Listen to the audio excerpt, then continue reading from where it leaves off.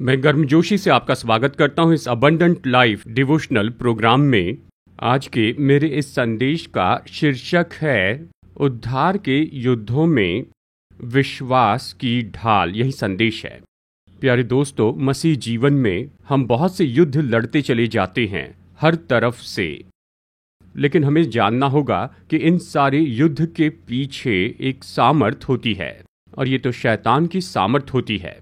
मैं आपके लिए पढ़ रहा हूं इफिसियों अध्याय 6 वचन 11 और 12। परमेश्वर के सारे हथियार बांध लो कि तुम शैतान की युक्तियों के सामने खड़े रह सको, क्योंकि हमारा मल्लयुद्ध लहू और मांस से नहीं, परंतु प्रधानों से और अधिकारियों से और इस संसार के अंधकार के हाकिम से और उस दुष्टता की आत्मिक सेना से है जो आकाश में है।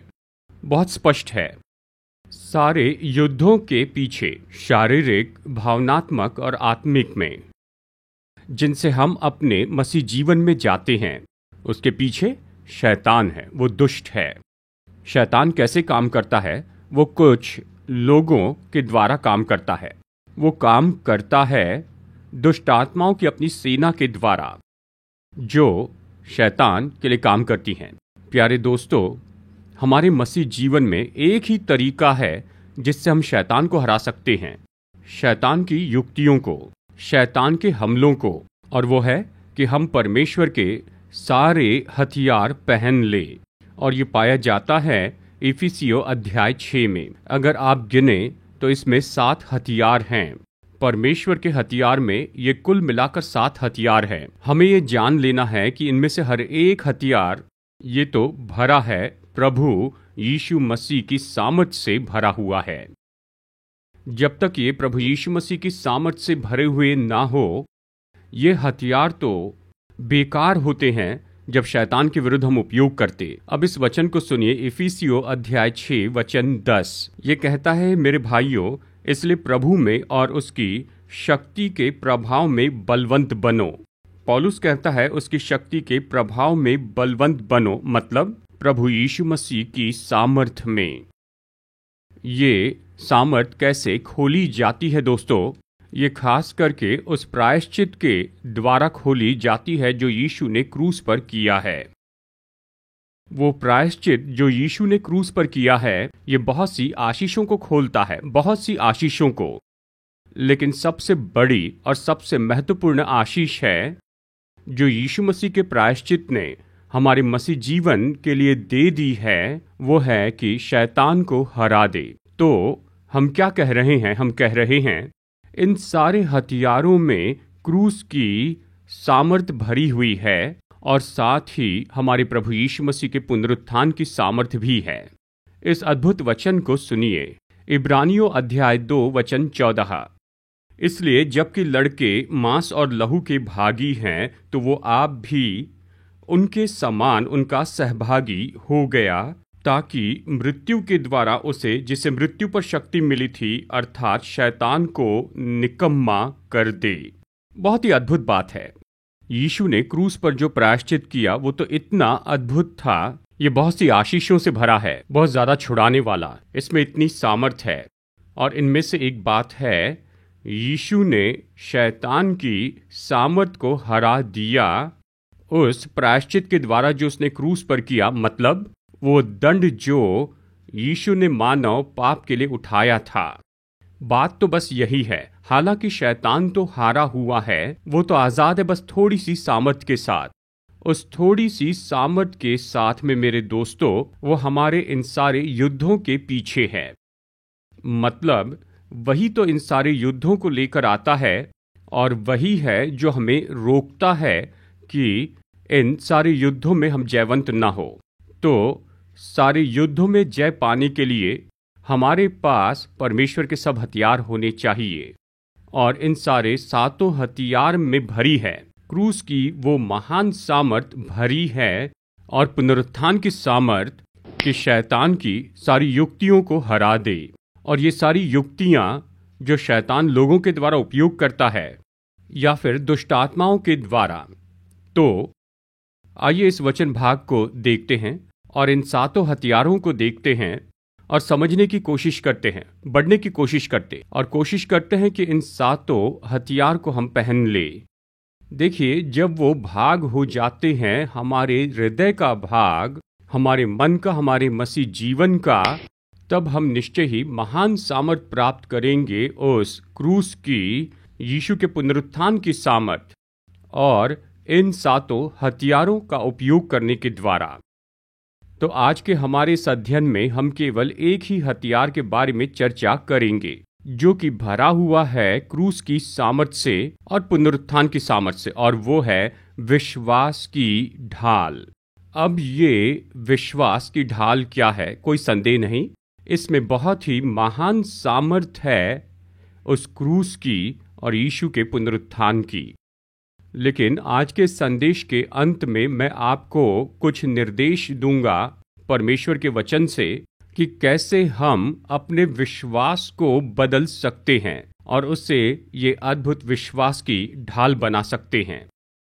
केवल विश्वास हमें विश्वास की ढाल नहीं देगा, हमें अनुकरण करना होगा कुछ सिद्धांतों का और कुछ निर्देशों का, ऐसी शिक्षा का जो बाइबल में दी गई है। अब आप निश्चित कर ले कि आपके पास पेपर और पेन है। जैसे मैं आपको बता रहा हूं, आप इसे लिख लीजिए, इन निर्देशों का पालन कीजिए। तो क्या होगा, तो हम इस योग्य होंगे कि अपने विश्वास को विश्वास की ढाल बना सकेंगे, जिसमें क्रूस की सामर्थ है और हमारे प्रभु यीशु मसीह का पुनरुत्थान है कि शैतान की सारी युक्तियों को और उसके सारे कामों को हरा दे। सबसे पहले चलिए मैं बताता हूं कि शैतान की कुछ युक्तियां कैसी होती हैं, कैसे वो हमारे सारे युद्धों के पीछे है। मैं उनमें से कुछ आपको बताना चाहता हूं, आप निश्चय इसके नोट्स लीजिए। नंबर 1, शैतान हमेशा हमारे उद्देश्यों में रुकावट लाना चाहता है। मत्ती अध्याय 4 वचन 3, तब परखने वाले ने पास आकर उससे कहा, यदि तू परमेश्वर का पुत्र है तो कह दे कि ये पत्थर रोटियां बन जाए। यहाँ पर संदर्भ क्या है? शैतान यीशु के उद्देश्यों को यहाँ पर भरमाना चाहता था। यीशु के उद्देश्य क्या थे? उसे वो सारी शिक्षा सिखानी थी, यीशु को वो सारे चमत्कार करने थे, वो चंगाइयाँ देनी थी जो उसे लोगों को प्रदान करनी थी, और अंत में क्रूस पर उसका जो उद्देश्य था और आखिरकार उसका पुनरुत्थान। इन उद्देश्यों को जानने के लिए यीशु ने जंगल में 40 दिन तक उपवास और प्रार्थना की थी कि बल प्राप्त करे, कि वो दृढ़ निश्चय कर ले, कि वो कायलता आ जाए। वो 40 दिन तो यीशु मसीह के लिए बहुत ही महत्वपूर्ण थे, ताकि वो अपने जीवन काल में अपने उद्देश्यों को पूरी तरह से जान ले। शैतान इसमें रुकावट डालना चाहता था, तो फिर उसने क्या किया? उसने कहा, इन पत्थरों को रोटियां बना दे। वहां पर परीक्षा क्या थी? यीशु भूखे थे। यदि यीशु ने उन पत्थरों को रोटियां बनाकर उसे खा लेते तो फिर क्या हुआ होता? वो तो अपने दृढ़ निश्चय और अपने उपवास में असफल हो जाते, उस समर्पण में, उस बल को पाने में और सामर्थ पाने में भी, और आखिरकार अपने उद्देश्यों को पूरा करने में। वही तो शैतान की युक्ति थी। लेकिन यीशु ने विश्वास से कहा, शैतान, मनुष्य केवल रोटी ही से नहीं परंतु हर एक वचन से जो परमेश्वर के मुख से निकलता है। ये अद्भुत बात है। प्यारे दोस्तों, हमारे मसीह जीवन में भी हमारे बहुत से उद्देश्य हैं। परिवार के उद्देश्य, बच्चों के लिए उद्देश्य, पति और पत्नी, सेवकाई, पास्टर्स, आत्मिक जीवन, नियमों का जीवन, ऐसे बहुत से उद्देश्य हैं। हमें उन्हें पूरा करना है। पर याद रखिए, जैसे हम याद करते हुए इन उद्देश्यों को पूरा करने के लिए आगे बढ़ते तो शैतान सक्रिय होता है, वो रुकावट डालता है, वो रोकना चाहता है, वो हमारे जीवन के इन उद्देश्यों को पूरी तरह मिटा देना चाहता है।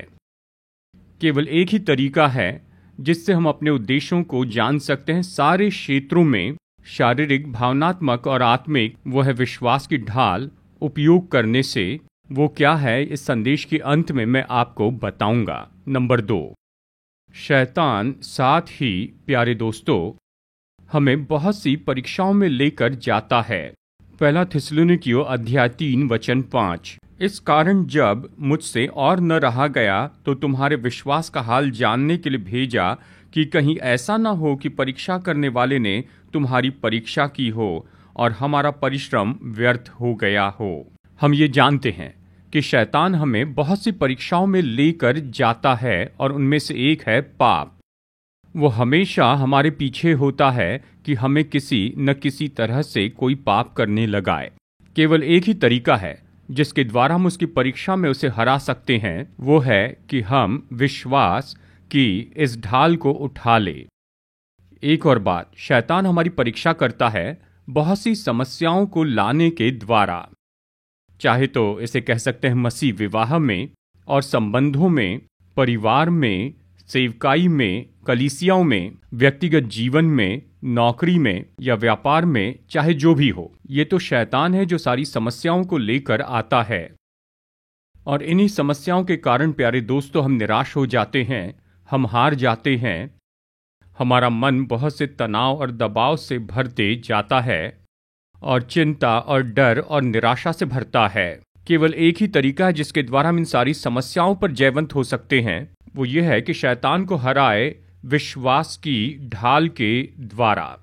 तीसरी बात, शैतान हमेशा कोशिश करता है कि हमारे संबंधों में परेशानी लाए। याकूब अध्याय 3 वचन 16।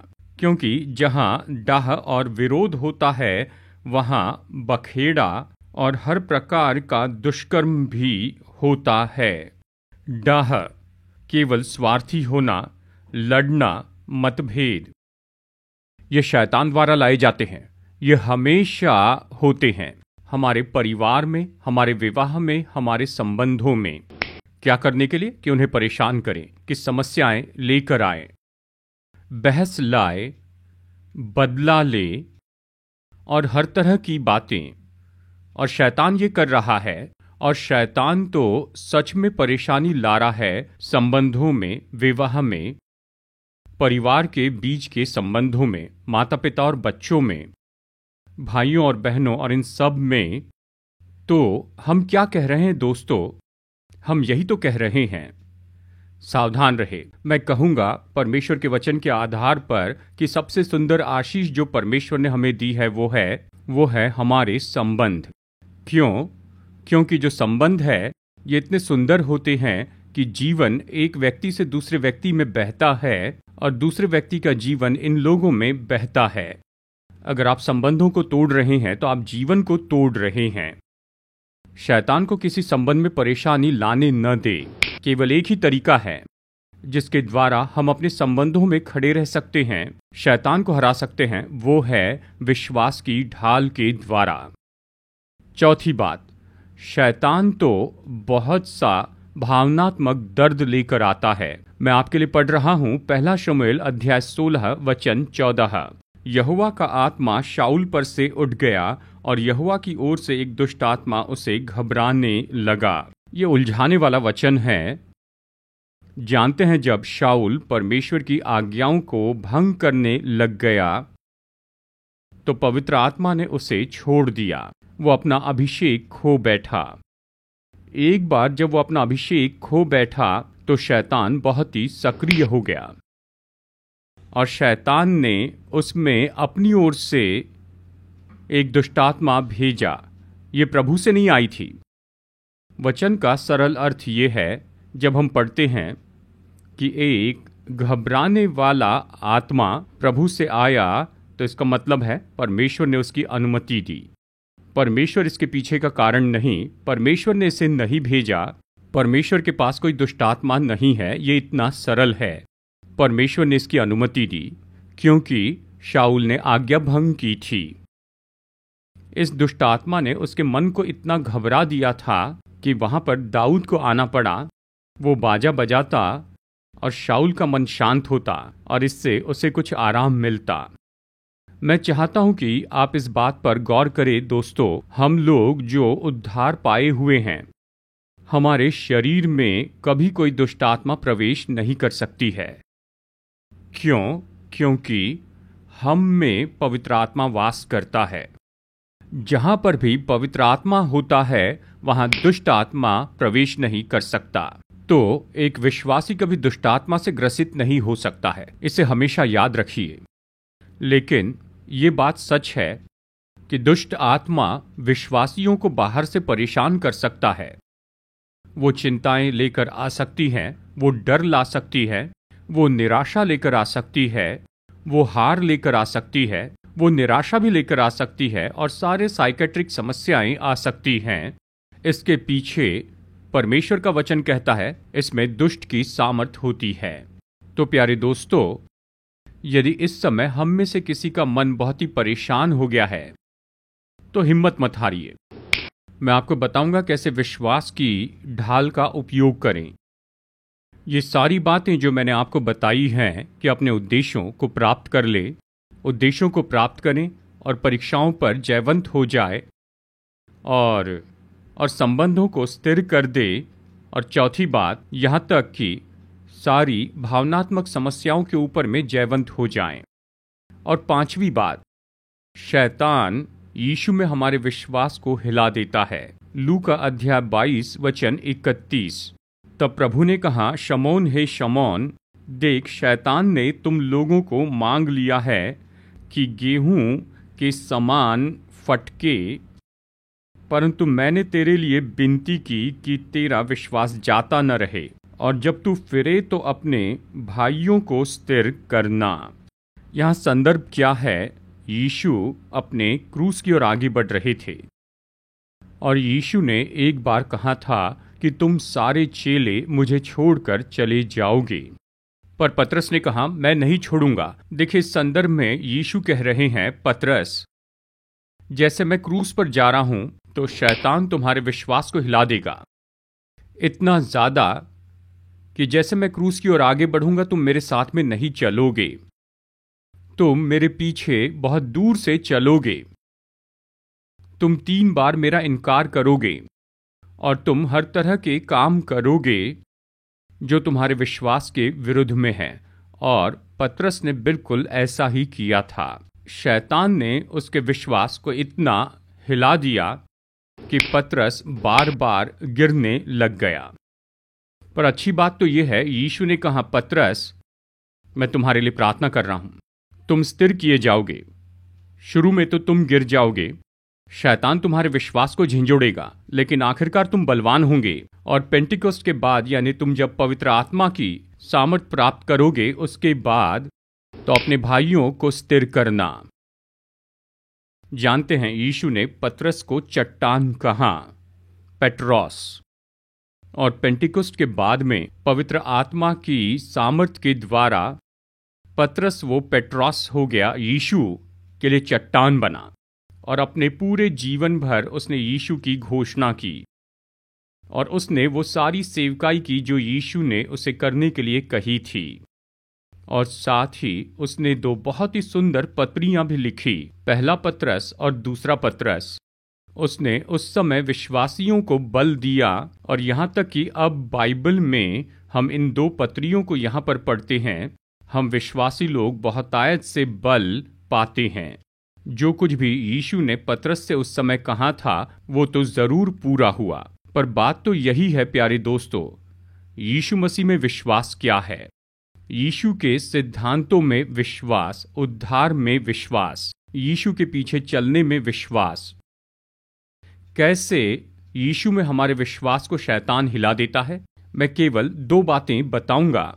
नंबर 1, झूठी शिक्षाओं को सुनने के द्वारा। झूठी शिक्षाएं, आज ऐसी बहुत सी शिक्षाएं हैं, यहां तक कि टीवी पर और बाहर प्रचार की जाती हैं, और ये तो चर्च से आती हैं और ये गलत बातों को सिखाती हैं। वो यीशु का प्रचार नहीं करते हैं, वो हर तरह का सुसमाचार बताते हैं। उन पर विश्वास न करें। अगर आप विश्वास करके उनके पीछे चलते, यीशु में आपका विश्वास तो आखिर में धुंधला होते चले जाएगा और आप उद्धार खो बैठेंगे। दूसरा क्षेत्र जिसमें शैतान हमारे विश्वास को झिंझोड़ देता है वो तो समस्या और दुख उठाना है। जब समस्याएं और मुश्किलें आती हैं तो बहुत से लोग परमेश्वर से सवाल करते हैं। वो पूछते हैं, मेरे लिए ये समस्याएं क्यों आई हैं? वो इसे नहीं समझते हैं वो इसे नहीं समझते हैं कि क्यों, तो उनमें से कुछ लोग चर्च में आना ही बंद कर देते हैं, प्रार्थना करना बंद करते हैं, बाइबल पढ़ना बंद करते हैं, और उनमें से कुछ यहाँ तक कि दोस्तों वो यीशु को छोड़ देते हैं। ये तो बहुत ही गलत है। यीशु को हमेशा के लिए छोड़ देना, अपने हृदय से यीशु को निकाल देना और अपने जीवन से भी। और परमेश्वर का वचन कहता है हम अपने जीवन में जब यीशु मसीह को छोड़ देते हैं तो हम फिर कभी उद्धार नहीं पाते हैं। इसलिए प्यारे दोस्तों, कोई फर्क नहीं पड़ता कितना बड़ा या छोटा है वो दर्द, वो पीड़ा या वो समस्या, कभी यीशु को मत छोड़िए। मृत्यु तक यीशु के साथ में विश्वास योग्य रहिए। और यीशु ने कहा तो मैं तुम्हें जीवन का मुकुट दूंगा और मैं तुम्हें जीवन के पेड़ का फल खिलाऊंगा। शैतान एक और काम करता है, शैतान परमेश्वर के वचन का विरोध करता है। पहला थिस्सलुनीकियों अध्याय 2 वचन 18। इसलिए हमने अर्थात मुझ पौलुस ने एक बार नहीं वरन 2 बार तुम्हारे पास आना चाहा, परंतु शैतान हमें रोके रहा। यहां पर कौन कह रहा है? महान प्रेरित पौलुस कह रहा है।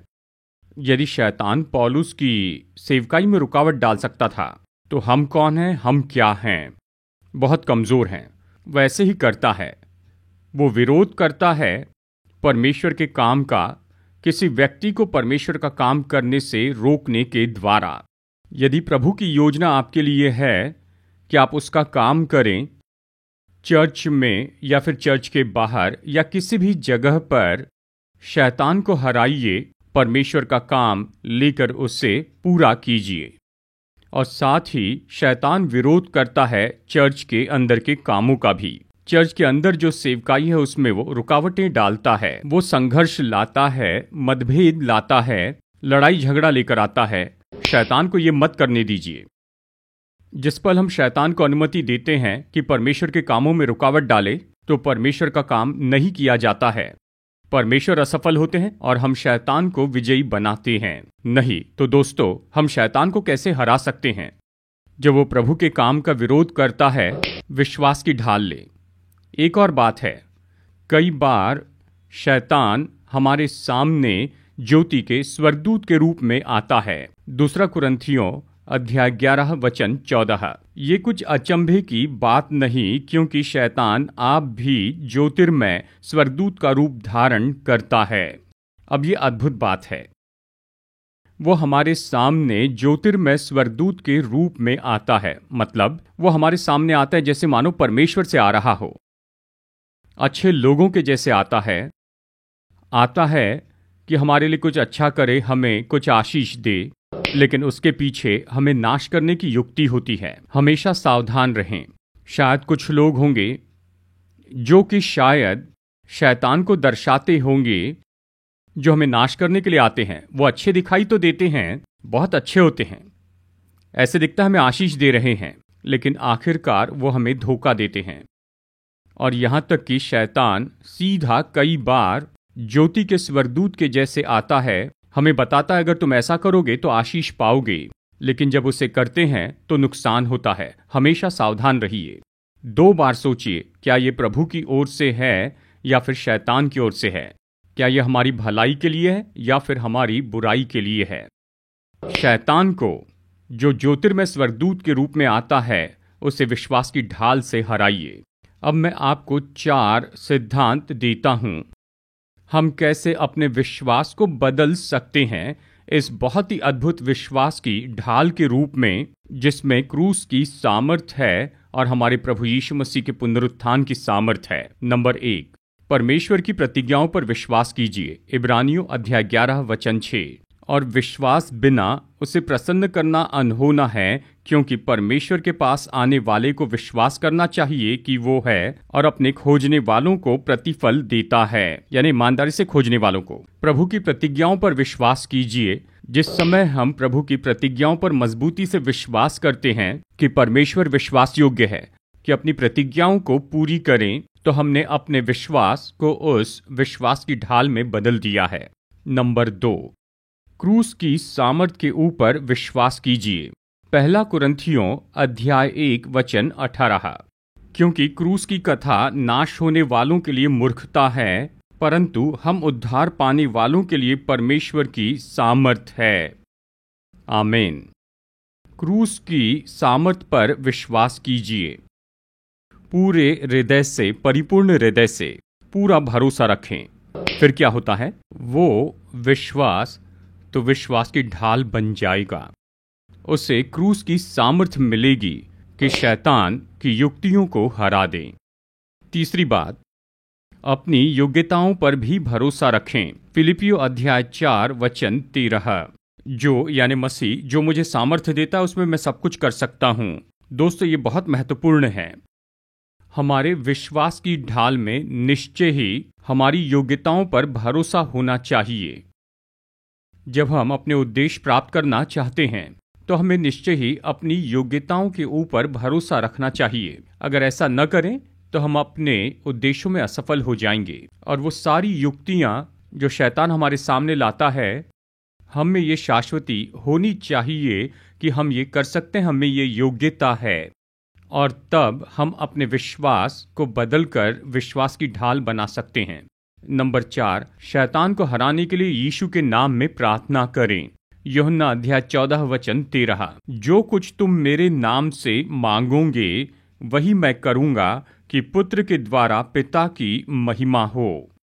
यदि तुम मुझसे मेरे नाम से कुछ मांगोगे तो मैं उसे करूंगा। यीशु के नाम में प्रार्थना कीजिए, क्योंकि उस नाम में क्रूस और पुनरुत्थान की सामर्थ है। और हर समय यीशु के नाम में प्रार्थना करते जाइए। तो फिर क्या होगा दोस्तों? हमारा विश्वास वो विश्वास की ढाल बन जाएगा। 4 सिद्धांत हैं। प्रभु की प्रतिज्ञाओं पर भरोसा रखें, क्रूस की सामर्थ पर भरोसा रखें, अपनी योग्यताओं पर भरोसा रखें, और चौथा है भरोसा रखें और यीशु के नाम में प्रार्थना करें। और ये तो हमें विश्वास की ये महान ढाल देगा जिसके द्वारा हम शत्रु की सारी युक्तियों के ऊपर में जय पाएंगे, दुष्ट के उन सारे तीरों के ऊपर, यहां तक कि वो हमें छूने के पहले ही। तो आइए इस समय प्रार्थना करते हैं। अनुग्रहकारी परमेश्वर, प्रेमी पिता, आपके वचन के लिए धन्यवाद देते हैं। यीशु, आपके क्रूस के द्वारा और पुनरुत्थान के द्वारा आपने हमें दिया है बहुत ही अद्भुत हथियार जो कि विश्वास की ढाल है। मदद कीजिए प्रभु कि हम आपके निर्देशों को मानें जैसे आपने इस समय हमें सिखाया है, और शैतान की सारी युक्तियों में हम उसे हरा दें और विजयी जीवन पाए, और हम अपने अंदर आपकी सारी आशीषों को खोलते चले जाएं, केवल इस संसार में नहीं पर आने वाले संसार में भी। आपके लोगों के लिए प्रार्थना करता हूं, इनके मन, शरीर और आत्मा में इन्हें बड़ी आशीष दीजिए। इन्हें आपके बहुमूल्य हाथों में सौंपता हूं और हमारे उद्धारकर्ता और प्रभु यीशु मसीह के नाम में मांगता हूं, आमीन। मैं भरोसा करता हूं कि जो संदेश मैंने आपको बताया वो आपके लिए आशीष है। इस टीवी सेवकाई में बहुत सा खर्चा जुड़ा है। अगर पवित्र आत्मा आपकी अगुवाई करता है कि हमें योगदान दें, तो स्क्रीन पर दिए हुए इस QR कोड को नोट कीजिए, इसकी तस्वीर लीजिए और आप अपने डोनेशन ऑनलाइन भेज सकते हैं। साथ ही नोट कीजिए ऑनलाइन बैंक डिटेल्स जो स्क्रीन पर दिए गए हैं। आप अपनी भेंट राशि इसके द्वारा भी भेज सकते हैं। आप में से कुछ लोग पुराने तरीके का उपयोग करना चाहते हैं तो आप मनी ऑर्डर से भेज सकते हैं। कृपया हमारा एड्रेस नोट कीजिए। Abundant life 153 3RT Vijayanagar colony, Hyderabad 50057, Telangana, India. तो आइए बेनेडिक्शन के लिए सिर झुकाते हैं। अब हमारे प्रभु यीशु मसीह का अनुग्रह, परमेश्वर का प्रेम और पवित्र आत्मा की संगति आपके साथ बनी रहे, आपके परिवार के साथ, आप जो करते हैं आपके कामों में अब से लेकर सदा तक बनी रहे। आमीन।